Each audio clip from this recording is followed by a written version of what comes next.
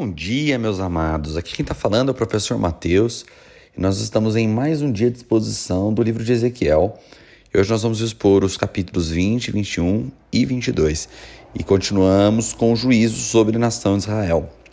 Esse livro tem mexido muito comigo no sentido de como Deus ele separou um tempo de amor para mostrar para essa nação o quanto eles tinham errado. Ele não os abandonou em seus próprios erros. No capítulo 20, o tema aqui na versão parafraseada da mensagem é: livrem-se de tudo que os torna dependentes. E ele começa a confrontar o povo ali, os judeus que estavam no exílio e seriam levados para o exílio. Na verdade, ele está profetizando contra a nação de Israel no modo geral. E ele começa a lembrar que desde o início, que Deus veio com mão forte, os tirou da terra do Egito, fazendo sinais e maravilhas. Os homens já começaram a pecar, já começaram a idolatrar, já levaram seus ídolos, e ele havia avisado: livrem-se dos ídolos que vocês receberam dos egípcios. E eles não ouviram o que o Senhor falou e levaram esses ídolos e foram seduzidos por esses ídolos, foram seduzidos pela dependência de depender de algo que fosse visível e não crer em um Deus que faz milagres, mas que não é um Deus que pode se pegar, que pode se apalpar, que pode se manipular. É um Deus criador dos céus e da terra e que transcende o homem, transcende o que o homem pode fazer. E o que ele estava confrontando é: como é que você pode adorar um Deus que você pode manipular? Não pense que comigo será assim, comigo será diferente. Eu sou o Deus, o único Deus, e esses deuses a quais vocês servem nem deuses são. E ele discorre durante todo o capítulo 20 sobre ele faz um resumo da história de Israel na perspectiva do pecado, na perspectiva da queda, na perspectiva do erro. E ele traz sentença sobre eles, uma sentença de destruição, de quebra de aliança, que eles tinham perdido a terra que ele tinha prometido, a terra que manava leite e mel. Mas ele termina o capítulo 20 dando uma palavra de esperança, dizendo: pois no meu monte santo, o meu alto monte de Israel, eu, o eterno, o Senhor, digo a vocês que todo o povo de Israel vai me adorar. Eu os receberei ali de braços abertos. Exigirei suas melhores ofertas e dádivas, todos os sagrados sacrifícios. Além disso, receberei de vocês com o melhor tipo de oferta quando os trouxer de volta das terras em que estavam espalhados. Vou mostrar aos olhos de todo mundo que eu sou santo, quando eu estabelecer de novo meu povo sobre a terra de Israel, que solenemente, com mão erguida, prometi dar aos seus pais. Vocês perceberão que eu sou o Eterno. Então ali vocês se lembrarão de tudo que fizeram, a forma que viveram e que os tornou imundos, e vão ter nojo de vocês mesmos.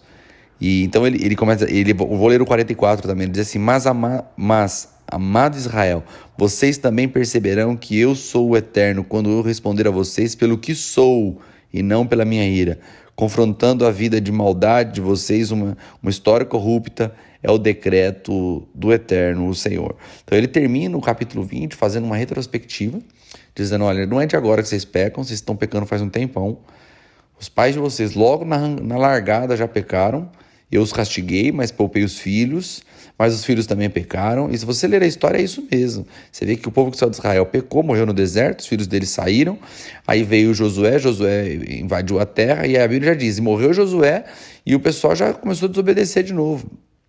Então, ou seja, uma nação que errou desde o início, mostrando que a escolha de Deus não era uma escolha meritória, mas era uma escolha por sua graça e por sua própria decisão, e ele estava decidido a ser rei desse povo. E aí começa, ali já no verso 45, ele começa a fazer profetizar, que é um perfil de profecia contra nações. Então ele começa a profetizar agora contra o deserto do Negueb. Ele levanta uma palavra contra o deserto do Negueb. Já entra o 21, continuando nesse assunto, ele agora levanta uma profecia para Jerusalém, contra Jerusalém. E no verso 6 do 21 ele diz: assim, filho do homem, comece a gemer, contorça-se e faça uma cena. Quando eles perguntarem: por que esse gemido, esse descontrole? Diga: por causa da notícia que está chegando. Vou tirar o fôlego de todos, os corações ficarão estremecidos, os joelhos tremerão. Sim, está chegando, não há como parar, é decreto do Eterno, o Senhor. Então, De novo, nós vamos ver aqui Ezequiel tendo que fazer uma cena. Já vimos isso quando ele teve que sair pela cidade, como se fosse um peregrino, passar pela parede, para que as pessoas perguntassem: opa, o que está acontecendo? E então ele traria uma profecia. Aqui foi de novo, começa a se rolar, se torcer, as pessoas vão perguntar: o que está acontecendo? Então traga essa palavra para eles. E aí de novo a palavra veio ao profeta, e de novo falando de espada afiada, falando de grito, de gemido, de sofrimento. E lá no verso 25 e 27, aí a palavra é contra o próprio Zedequias, que era o príncipe. Ele vai dizer assim: ó Zedequias, príncipe blasfemo e mau de Israel, o tempo acabou, é dia de pagamento do castigo. O Eterno diz: tire a coroa da cabeça, já acabou a rotina do dia a dia. O vencido será promovido, o vencedor será deposto. Ruínas, ruínas, ruínas. Vou transformar o lugar todo em ruína, e em ruínas permanecerá até que venha aquele que o terá por direito.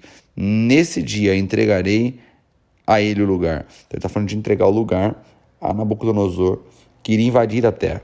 E inclusive nós vamos ver depois, logo em seguida, ele começa, na verdade, dizendo sobre os caminhos que o rei da Babilônia ia fazer, que tudo que ele fazia, a sorte que ele ia buscar, apontava para Jerusalém. Então não tinha como escapar. Então leia a cena, né?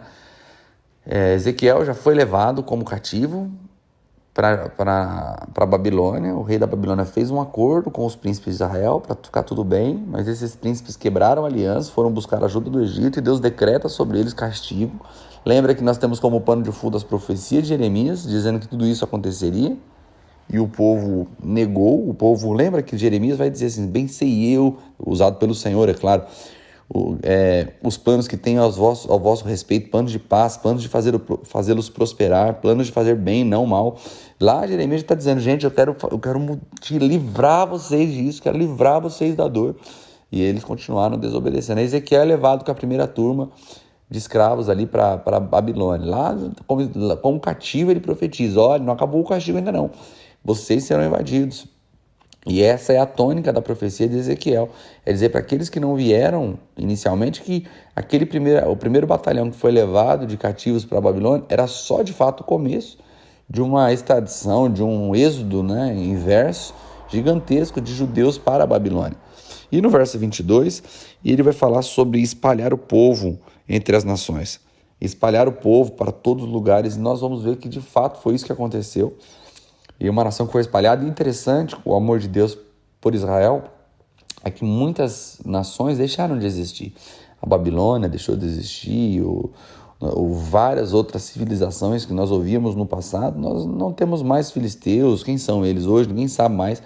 Povos que eram grandes, que eram relevantes na sua geração e que sumiram por conta desse perfil de guerra, de perder uma guerra e ser levado como escravo, levado para outro lugar que não é o teu, e o povo perdia sua identidade.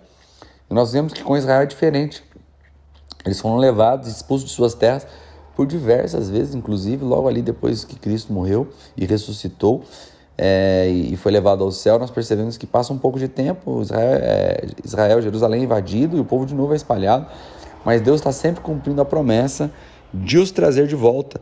E o verso 30 do capítulo 22, ele vai dizer assim: procurei alguém que pudesse se posicionar em meu lugar contra tudo isso, alguém que construísse as defesas da cidade, que tomasse uma posição por mim, se pusesse na brecha e protegesse essa terra, para que eu não tivesse de destruí-la. Não achei ninguém mesmo. Então vou derramar minha ira sobre eles, vou queimá-los em minha ira, até que fiquem ressecados. Consequência de tudo que fizeram é o decreto do Eterno, o Senhor.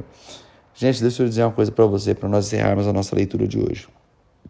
Quando Deus fala: eu procurei alguém que ficasse entre mim e você, para que minha ira não fosse despejada sobre você, e eu não encontrei ninguém, então minha ira será despejada. Nós temos que glorificar ao Senhor, porque quando ele disse, se ele dissesse isso, nós pudéssemos imaginar ele dizendo isso: procurei alguém que pudesse se colocar entre mim e ti, que cobrisse a brecha para que a minha ira não te atingisse. Ele não concluiria a frase dessa maneira: não encontrei ninguém.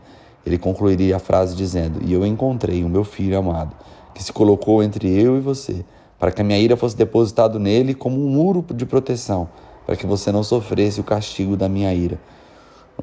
Nós podemos cometer o erro de ler o livro de Ezequiel e de pensarmos assim: que povo ruim, Que povo desobediente, que povo teimoso. Eu entendo o castigo de Deus para esse povo. Esse povo realmente merecia. E corremos o risco de sermos alguém que está sentado em uma cadeira apontando o dedo para uma nação, sem compreender de que ele está falando de nós, ele está falando da humanidade. E esse povo ainda era melhor que os outros, porque ao longo da leitura aqui você pode perceber que quando o povo abandonou a lei do Senhor, eles começaram a colocar fogo em seus próprios filhos, fazer incesto, relações sexuais com pessoas da mesma família. Ele está dizendo, viu, eu dei meus mandamentos para vocês viverem longe dessas práticas repugnantes. Então Israel era desobediente, mas ainda era melhor que os povos vizinhos. E eles eram dessa forma que nós estamos vendo. Aqui é só para nós vermos o que seríamos sem a graça de Deus. O que seríamos se Jesus não tivesse nos transformado. O que seríamos se Jesus não tivesse se colocado entre nós e a ira de Deus. A ira de Deus, Jesus não foi alvo da ira de Satanás. Jesus não foi alvo dos decretos de Satanás. Jesus foi alvo da própria ira de Deus, para que nós pudéssemos ser livres dela. Ele morreu para que nós pudéssemos ter vida, ele sofreu para que nós pudéssemos viver. E que você possa olhar para esse texto e, ao gerar temor, que é o que tem sido gerado esses dias, também gere uma profunda gratidão pela obra de Cristo na sua vida. Que você tenha um lindo dia.